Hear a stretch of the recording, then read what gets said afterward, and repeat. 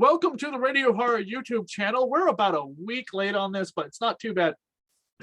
20 years ago in 2002, little movie came out that was 7 years too late from its original film, 8 years. Queen of the Damned, starring the late great Aaliyah, based on Anne Rice's novel, the late great Anne Rice now. Came out to much critical, not so great reception, fan reaction, but honestly, it's a mixed film for me. I have, up and down feelings about it. Katie and I have talked a little bit offline about the soundtrack of this movie. That's the biggest thing for me. It's my go-to movie, but my go-to date night music, let's just say. It's got great stuff on there, but the music is of its time period, and this movie is definitely of its time period. I always like to also call it the Mighty Duck vampire movie, because one of the Mighty Ducks is in this film with Stuart Townsend as well. This came out at the height of Buffy the Vampire Slayer. She was like riding high like hell, as well as Angel. So vampires were creeping back into the zeitgeist, but hadn't quite exploded the way they would later in the decade. And we're here to talk about the 20th anniversary, which was February 22nd, of Queen of the Damned, the movie, not the book. Yes, Queen of the Damned, directed by Michael Reimer, based on 2 books by Anne Rice, The Vampire Lestat and Queen of the Damned, starring the late great Aaliyah, Stuart Townsend, Marguerite Moreau, and Lena Olin. If you have seen Interview with the Vampire, classic. This book is amazing. Most of Anne Rice's books are absolutely incredible. The films don't do the books justice, but that's, normally what happens. The thing is with Queen of the Damned is that this is actually the combination of 2 books, because the studio had the rights for so long. They didn't know what to do with it, and since they were about to lose them, they decided to combine both stories and make this. Big mistake, huge. Vampire Lestat is definitely a film in itself. I mean, you don't need any. I mean, it's got enough meat and bones to it that it's definitely like a 2.5-2-hour film. This actually is the Vampire Lestat with just a little bit of the Queen of the Damned. And the thing is, since they had to use both, I think they just named it Queen of the Damned, because Aaliyah's only in it 26 minutes. She deserved her own, honestly, her own film. She is great as Akasha, the Queen of the Damned, but what I would have loved is a full story of her. She is this thousands and thousands of year old vampire. You see a little bit of, you don't even really get the feel of like where her origin is, like the backstory. When you have a vampire like this, this is ripe with material that you could have used. And what ended up happening is that you have Queen of the Damned, which Anne Rice, according to IMDb and a number of other sources, watched once and then wiped her hands from it and would never talk about it again. 2 things when I talk to people, or when I mention Queen of the Damned, always comes up. 1, Aaliyah. 2, the soundtrack. In fact, the soundtrack actually has come up more when I've said like, oh, I'm doing a review of Queen of the Damned. Soundtrack. I consider this, and this is very rare because there's a few films that you have. This I consider a time capsule film, meaning you watch this film, you were in 2000 and 2001. The club scenes, the music, the makeup and hair, everything is very early millennium. Stuart Townsend doing Vampire Lestat is fine. I actually think he did somewhat of a better version than Tom Cruise. He definitely has more of the age of Vampire Lestat than maybe Tom Cruise did. It's just odd that in Vampire Lestat, he's only supposed to be like 3. It's only, from what I've gathered, it's only supposed to be like 3 years after when or no, it was 3 years before he started doing everything with Interview with the Vampire. So kudos to him for being that cocky that he could do all that stuff and Interview the Vampire, because he was just a baby vampire himself. With this, you've got, it definitely shows its age with the FX. I mean, kind of with the, you know, the swoopy stuff with the vampires, a little with the shadows and all that stuff. It's kind of been done after that a little bit in Blade, but definitely shows its age with that stuff. Aaliyah is good. She's great. Wish we could have gotten more of her. Again, it just feels so rushed with her in it, and then the ending is just kind of there. Obviously you couldn't make another one. She actually had filmed all of her scenes before her untimely, horrible passing. And yeah, it's fine. There was some there was always some there was always some pickup stuff or whatever that it has been said that they, you know, used a body double for her brother. It was not her twin brother. I always thought it was a twin brother. Her brother, you know, dubbed in for her to do, which they said, yeah, they needed to do pickups on stuff like that. The scene where she's dying and like turning into this awful mess of CGI. We're Warner Brothers, but we just, you know, Jurassic Park's been out for a decade, but we can't do CGI correctly for some reason. But we're Warner Brothers.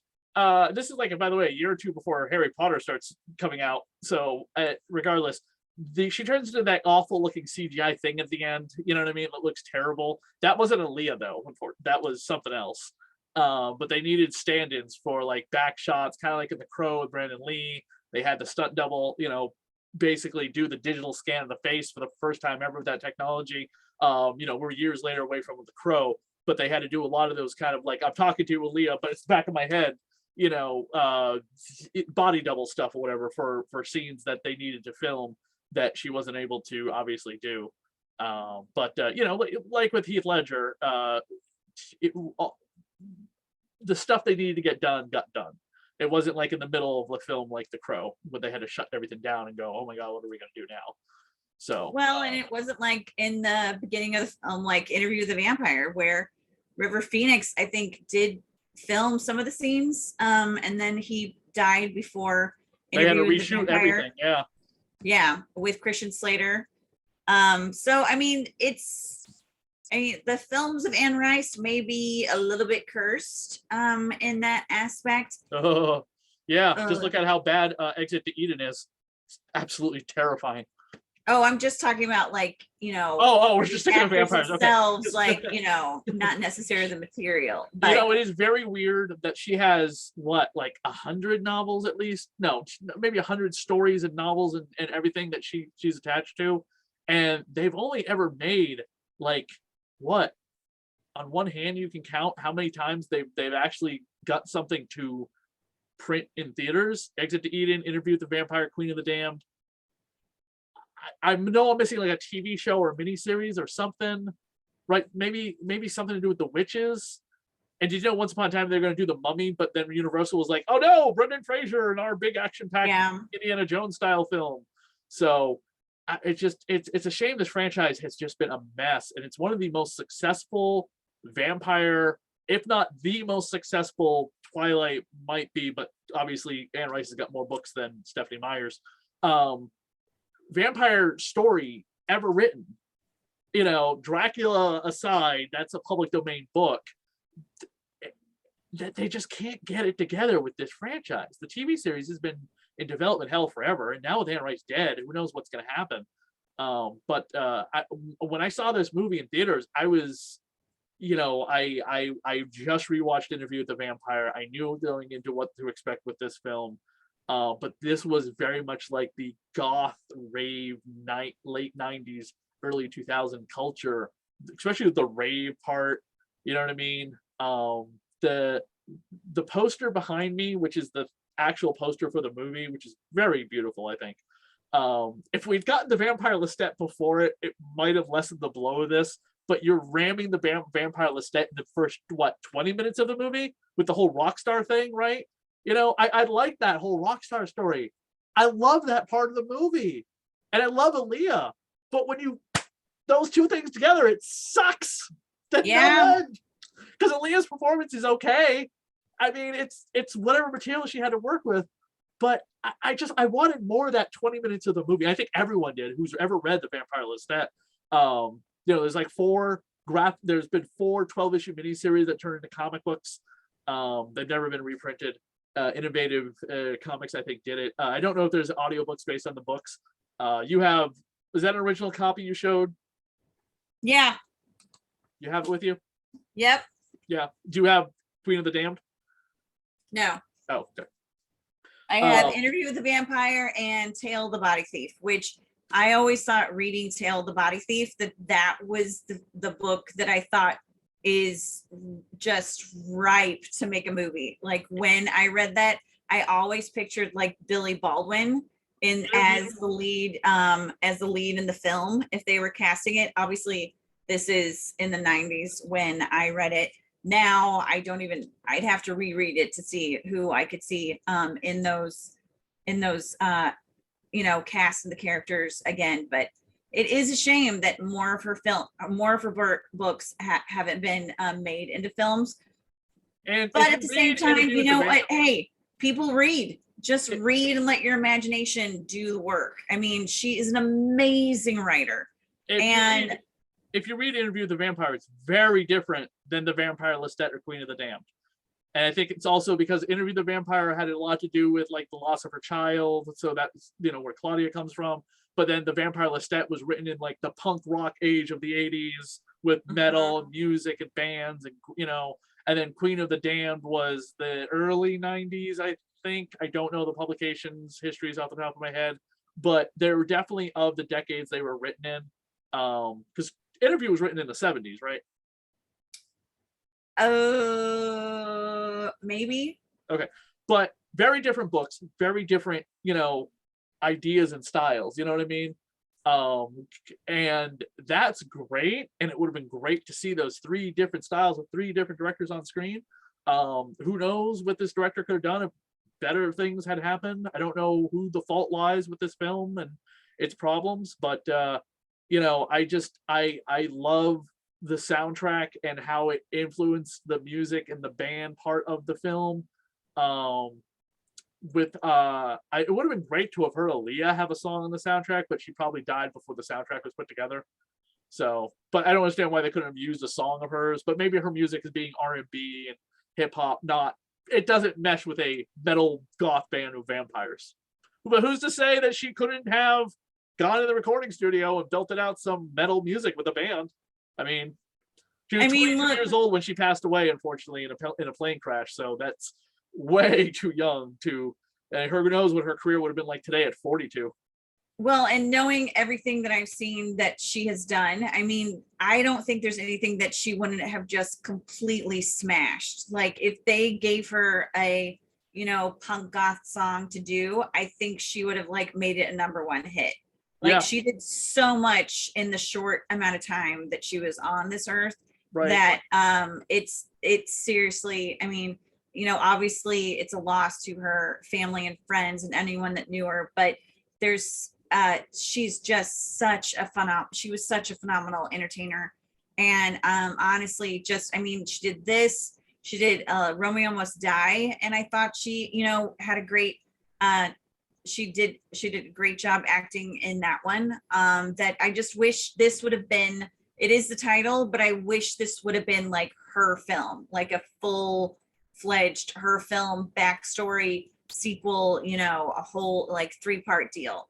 Unfortunately, it wasn't even before she died, but it's a loss to everyone. Yeah.